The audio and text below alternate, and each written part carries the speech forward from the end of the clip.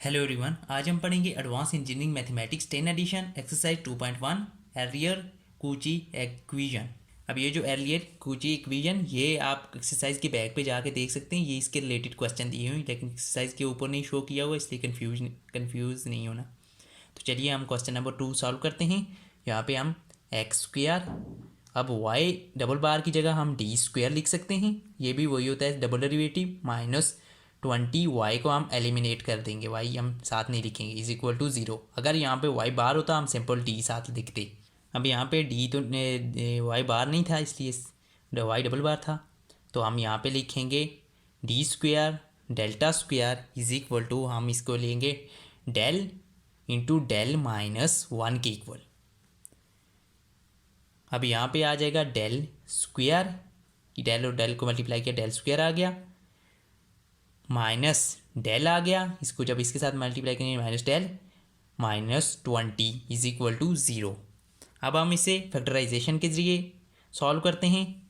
तो यहाँ पे आ जाएगा डेल स्क्वायर माइनस, फैक्टराइजेशन तो आपको आती होगी क्योंकि आपने प्रीवियस क्लासेस में पढ़ा हुआ है। तो यहाँ पे हम 5 माइनस 5 डेल और प्लस 4 डेल लेते हैं, minus 20 is equal to zero. तो ये देखें 5 4 20 हो जाता है, और अगर 5 में से 4 माइनस करो तो ये 1 आ जाता है। ये 1 यहाँ पे हम, आपको पता है कि फैक्टराइजेशन में यहाँ पे जो प्लस माइनस करके वही आना चाहिए -1, तो वहाँ -1 इसके आ रहा है, और यहाँ पे ये इन दोनों के साथ मल्टीप्लाई करके यहाँ पे 20 है, यहाँ पे क्योंकि 1 है तो यहाँ पे 20 आना चाहिए। तो ये आ रहा है 5 4 20। तो ये फैक्टराइजेशन हो रही है। तो यहाँ पे हमने डेल को कॉमन ले लिया है, डेल -5, यहाँ हमने +4 को कॉमन ले लिया है, del -5 is equal to zero. तो यहाँ पे हमारे पास आ गया डेल -5 एक और del +4 is equal to zero. जब हम इसे अलग-अलग करेंगे तो यहाँ पे आ जाएगा डेल इज इक्वल टू 5 और डेल इज इक्वल टू -4। तो डेल की दो वैल्यूज़ आ गई, डेल इज इक्वल टू 5 व 4।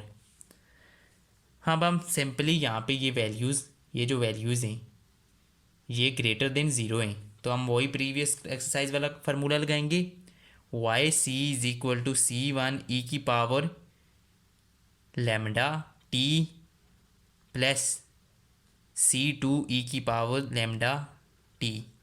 तो यहाँ पे हम Y C is equal to C1, एक बार ये 5 पुट करेंगे, एक बार 4, ई की power 5t plus C2 E की पावर 4t।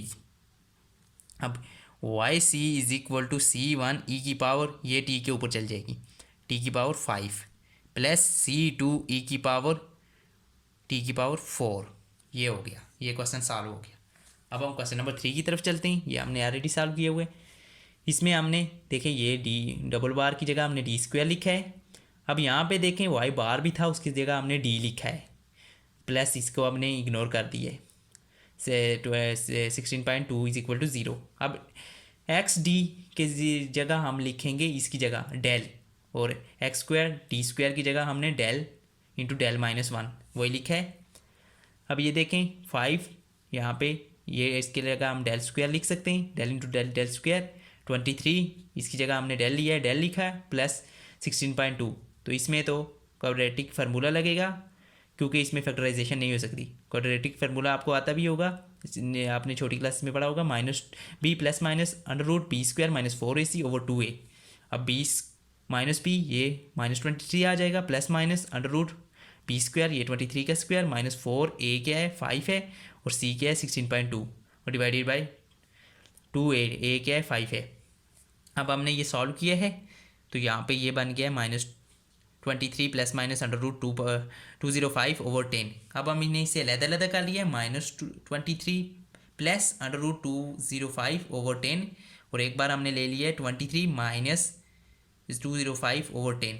तो ये यहाँ पे आ गया है। जब हम इसने सॉल्व किया तो -0.686 और प्लस 0.86 हमने वही वाला इस फार्मूले में हमने पुट कर दिया है, Y C is equal to C1 lambda T और C2 लैम्डा टी ई की पावर लैम्डा टी।